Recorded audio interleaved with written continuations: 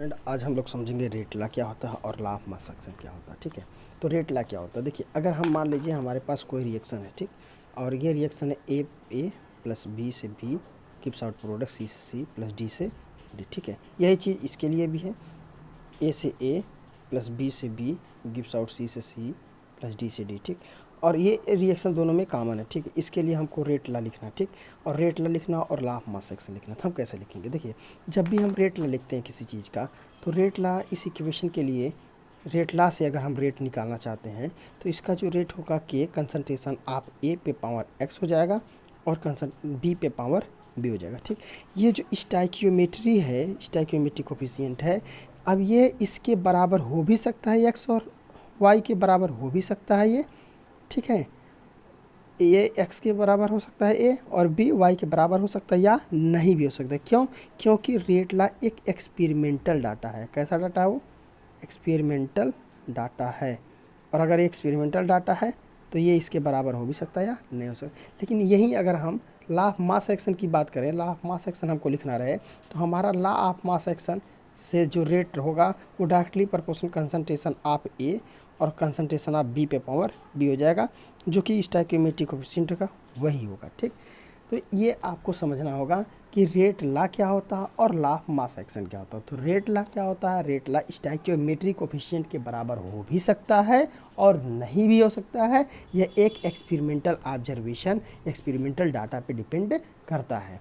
जबकि ला of mass action क्या होता है? ला ऑफ मास एक्शन हमेशा स्टोइकियोमेट्रिक कोएफिशिएंट पे ही डिपेंड करेगा। जो भी स्टोइकियोमेट्रिक कोएफिशिएंट होगा वही उसका ला ऑफ मास एक्शन होगा। चलिए एक एग्जांपल हम लेके देखते हैं।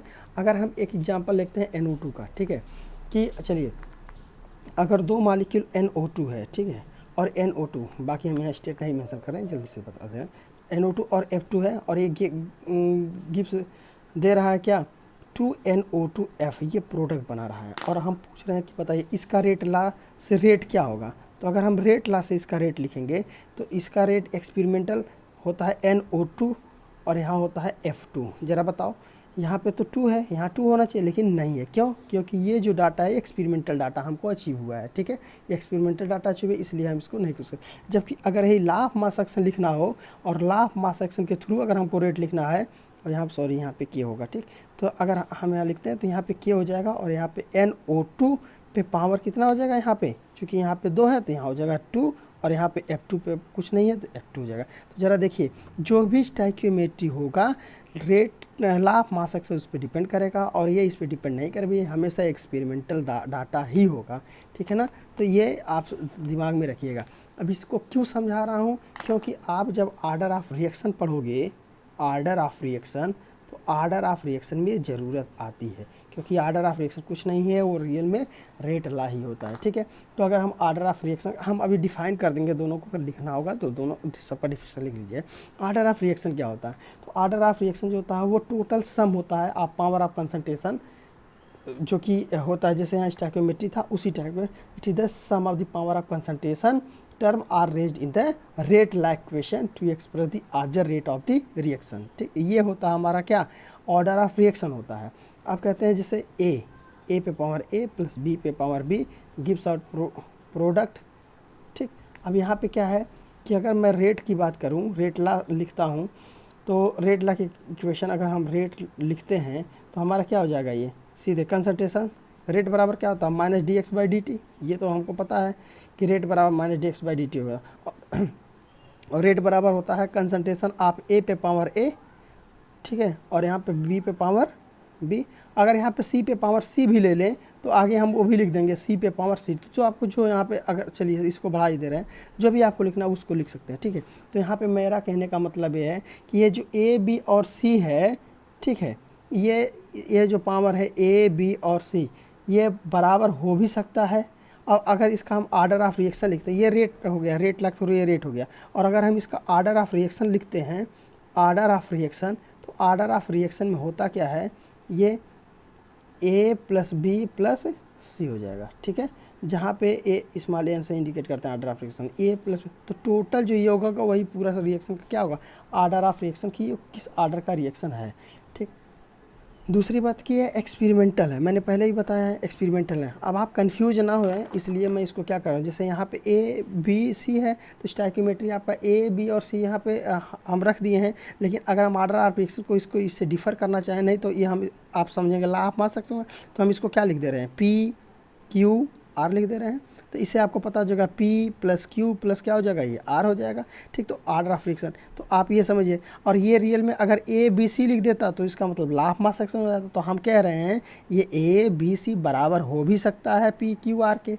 तो अगर पी क्यू आर के बराबर होगा तो ये ए बी सी रख सकते हैं इसको, और अगर नहीं होगा तो नहीं रखेंगे। तो हमारा ये ऑर्डर ऑफ रिएक्शन जो होता है एक्सपेरिमेंटल होता है, ये भी हम बताना चाह रहे हैं। मैक्सिमम केस में, हम लोगों केस में मैक्सिमम केस यही आता है कि हम लोग ऑर्डर ऑफ रिएक्शन उसी से लिखते हैं, रेट ला से ही लिखते हैं, और जो स्टोइकियोमेट्री दिया होता है उसी से लिखते हैं। मतलब ला ऑफ मास एक्शन का अप्लाई करके ही हम क्या करते हैं, मैक्सिमम चीज़ों को लिखते हैं। लेकिन अगर इक्वेशन में दिया हुआ है, कई सारे हम ऐसे क्वेश्चन कराएंगे जहाँ पे वो दिया होगा, ठीक है। जैसे हम एक क्वेश्चन की बात कर रहे हैं, वो क्वेश्चन ऐसे दिया हुआ है, उसमें बोल रहा है कि state the order with respect to each reactant and overall order for the following reaction, ठीक है। और उस क्या रिएक्शन है ये भी हम लिख दे रहे हैं। देखिए ये रिएक्शन है H2O2 प्लस 3I माइनस, ठीक, प्लस 2H पर plus charge 2H2O plus I3 minus. अब हम आपसे कहें कि इसका ऑर्डर ऑफ रिएक्शन क्या होगा, तो आप तुरंत ऑर्डर ऑफ रिएक्शन निकालोगे कि चलो यार मैं रेट लिख दिया और रेट बराबर हम ये बता रहे हैं कि आप लिखेंगे कैसे। अगर इसको दे दिए तो आप सोचोगे कुछ नहीं दिया, तो यहाँ रेट हो गया और रेट पे कंसंट्रेशन आप H2O2 हो जाएगा, और यहाँ पे कंसंट्रेशन आप I माइनस पर 3 हो जाएगा, यहाँ पे H प्लस पे 2 हो जाएगा। तो आप ऑर्डर ऑफ रिएक्शन अगर निकालना चाहोगे तो कितना हो जाएगा, 1 प्लस 3 प्लस 2, 3 2 5 1 6, जो कि ये बिल्कुल गलत है। ऑर्डर ऑफ रिएक्शन मैक्सिमम बहुत कम होते हैं, इतना तक जाते हैं। ऑर्डर ऑफ रिएक्शन 0 होता है, फर्स्ट होता है, सेकंड होता है, थर्ड आता है, ठीक है। तो फोर्थ बहुत कम आते हैं, 6 तक। जो भी अगर मान लीजिए आ भी रहा है तो ऑर्डर ऑफ रिएक्शन आप तो 6 निकाल दिए, तो आप सोचेंगे सही है। लेकिन हम क्या कह रहे हैं, इस रिएक्शन में उसने जब अगर ये रिएक्शन दिया तो उसके आगे क्वेश्चन में उसने रेट इसके बारे में दिया है, तो उसने नीचे ऐसे लिखा हुआ है कि रेट इक्वल टू, यहाँ पे रेट इक्वल टू के, और कंसंट्रेशन आप क्या दिया है H2O2, और यहाँ ब्रैकेट में दिया I माइनस, ठीक।